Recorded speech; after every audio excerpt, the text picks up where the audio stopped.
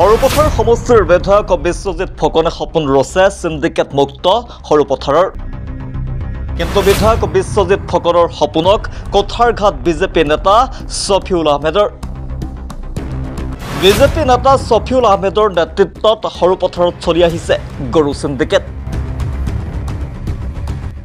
সিন্ডিকেটৰ master Shafiul আহমেদক সৰুপথাৰ আৰক্ষীয়ে ৰক্ষণাবেক্ষণ দিয়াৰ গুৰুতৰ অভিযোগ বিজেপিয়ে গৌমাতাক সেৱা কৰে কিন্তু সৰুপথাৰ বিজেপি নেতা ছফিউল আহমেদে গৌমাতাৰ নামত চলাই সিন্ডিকেট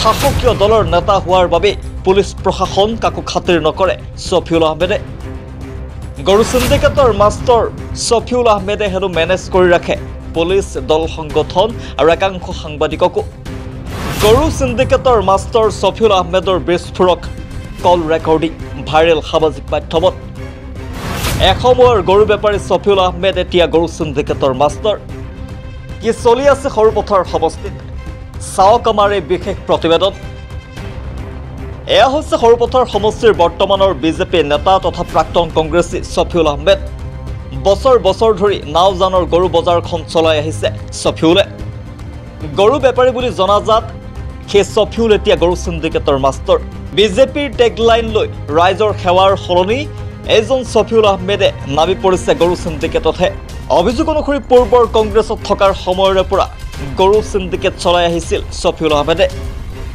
পিছে যেতিয়াই সৰুপথাৰ সমষ্টিৰ বিজেপিৰ দখললৈ গ'ল তেতিয়াৰ পৰা গৰু সিন্ডিকেটৰ বজাৰখন বেয়া হৈছিল ছফিউল আহমেদৰ সৰুপথাৰ সমষ্টিৰ বিধায়ক বিশ্বজিৎ ফুকনৰ বাধাৰ সন্মুখীন হৈছিল ছফিউল আহমেদ গৰু সিন্ডিকেটৰ বাহিৰে জীৱনত একো কামেই কৰি নোপোৱা ছফিউল আহমেদে মহাবিপদত পৰিছিল সকলো ৰাস্তা বন্ধ হৈ পৰাত অৱশেষত উপায়হীন হৈ যোগদান কৰিলে বিজেপিত গৰু সিন্ডিকেটত বাধাৰ সন্মুখীন হোৱাৰ বাবে কংগ্ৰেছ ত্যাগ কৰি বিজেপিৰ শৰণাপন্ন হ'ল ছফিউল আহমেদ খোদ বিধায়ক বিশ্বজিৎ ফুকনে নিজ হাতে টুপি পিন্ধাই বিজেপি দললৈ আদৰণি জনাইছিল ছফিউল আহমেদক কিন্তু বিজেপিৰ নীতি নিয়ম উলংঘা কৰি গৰু সিন্ডিকেটৰ বজাৰখন বহলাই লৈ গৈছে ছফিউলে যি বিজেপিয়ে গোমাতাক সেৱা কৰে সেই গোমাতাৰ নামত সিন্ডিকেট চলাইছে ছফিউলে বিজেপি নেতা হোৱাৰ বাবে তথা বিধায়ক বিশ্বজিৎ ফুকনৰ ঘনিষ্ঠ হোৱাৰ বাবে পুলিচ প্ৰশাসন কাকোকে গ্ৰেপ নকৰি চলাই দিছে গৰু সিন্ডিকেট ৰাজ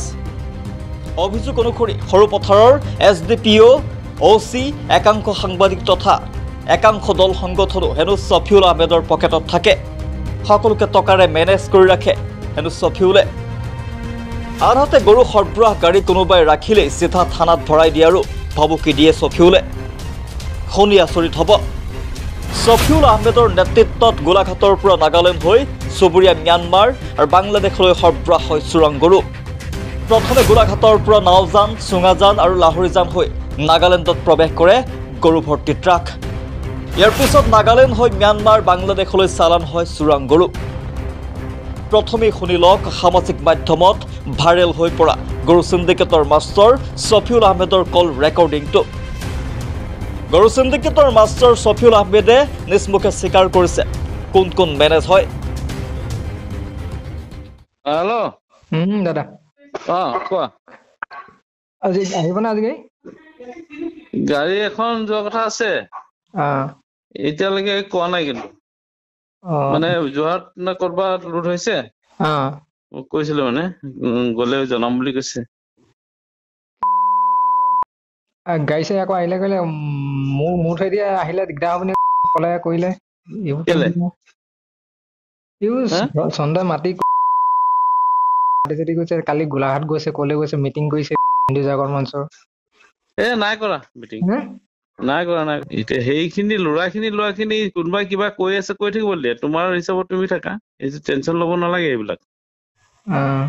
সেইবিলাক একো টেনচন নল'বা সি এনেই এতিয়া গোটেইখিনি এনেকা কৰি মেলি খেলি মেলি কৰিব বিচাৰিব বাদ দিয়া এইবিলাক যিকেইটা কৰিছে কোনোবা এটা গাড়ী ৰখাকচোন ধৰকচোন তাৰ ব্যৱস্থা কি কৰি আছো এই কথাখিনি মই ছাৰক কোৱা আছে জীপকো ছাৰকো কোৱা আছে ঐচাকো কোৱা আছে এই ডকাইতি কেছত সোমাই যাব কিন্তু তাকে মোৰ মানে ধৰি লওক কিবা এটা হ'ব পিছত ধৰি লওক কোনো এফালে মাত মাতোতা মানুহ নোলাব পিছত আকৌ সেইকাৰণে তোমাৰ কি হ'ব একোতো নহয় তোমাৰ কিবা থাকিলে মইতো আছোৱেই মইতো আছোৱেই, মই লাগিলে কৈ দিম এছ ডি অ' ছাৰক তোমাৰ কথা, অচি ছাৰক কৈ দিম তোমাৰ কথা, হৈ গ'ল। নোৱাৰে নহয়, কেলে চিন্তা কৰিব লাগে? লিগেলত থাকিলে একো নাই নহয়। তুমি কি লিড লৈছা নেকি বা কিবা কৰিছা নেকি? একোতো কৰা নাই। আৰু এটা কথা ঠিক যে মোৰ এইটোৰ ওপৰত যদি কোনোবা কিবা কৰিব যায় তাৰ ব্যৱস্থা মই কিন্তু বেলেগকে ল'ম এইবাৰ। মই আগৰ নিচিনা চিষ্টেমত নাৰাখো গ'ল সেইটো কথাই। কিন্তু চিন্তা কৰিব নালাগে যে অমুক আহিছে অনিলন তাৰ মতে হব। মইতো সেইটো চান্স নিদো নহয়, আৰু দিবলৈ মনা কৰিছে নহয় ওপৰৰ পৰা মোক। বিধায়কৰ পৰা লৈ আদি কৰি মানে চবেইতো জানেতো তাৰ কথাটো, পুলিচ প্ৰশাসনে চবেই জানে। মোলে সেইবিলাকৰ জামলা বহুত দীঘলীয়া জামলা, সিহঁতে বোলো ডাঙৰ ডাঙৰ মানুহ সিহঁতি বাজি যাব, কিন্তু আমি যদি বোলে সাধাৰণ ক্ষেত্ৰত ফচি যাওঁ। নাই ফচা মেলা এইসব কথা নাই, আৰু তোমাকো কোনো একো কৰিব নোৱাৰে। এইটো মই তোমাক কৈ দিছো, বুজিছা নাই? সেইকাৰণে সেইবিলাক টেনচন ল'ব নালাগে। এইবিলাক কিবা কৰিব তাৰ ব্যৱস্থাটো মই লৈ ল'ম, কিন্তু ব্যৱস্থা মই এছ ডি অ' ছাৰ তাত মাতাই দিম, মই এইকেইটাক গোটেইকেইটাক বা থানাত মাতাই দিম চব কথাত। নাই গম পাই যাব। কৰিব নালাগে বাৰু, আকৌ সিহঁতি মোকে ডাউট কৰিব।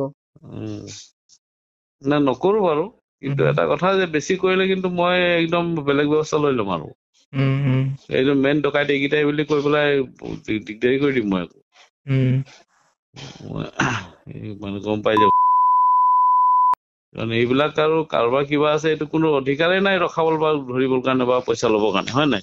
কিহত আছে তাতে কিবা পুলিচ নে হেৰি কিবা হয়? কিছুমানে কয় চফিল লাইচন্দক ফচাই দিলে নহয় বোলে।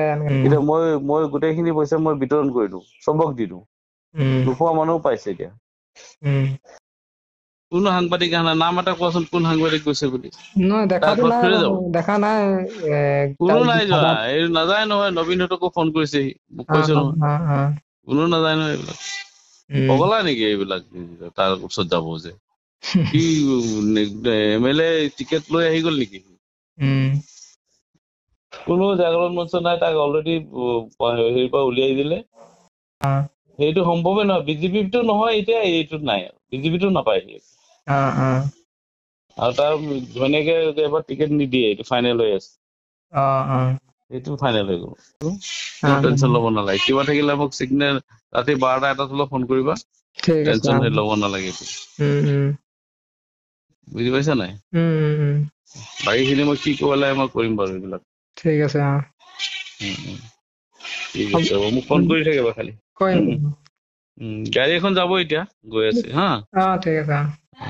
ঠিক আছে। সমগ্ৰ ঘটনাক কেন্দ্ৰ কৰি তীব্ৰ প্ৰতিক্ৰিয়া প্ৰকাশ কৰিছে স্থানীয় লোকেও।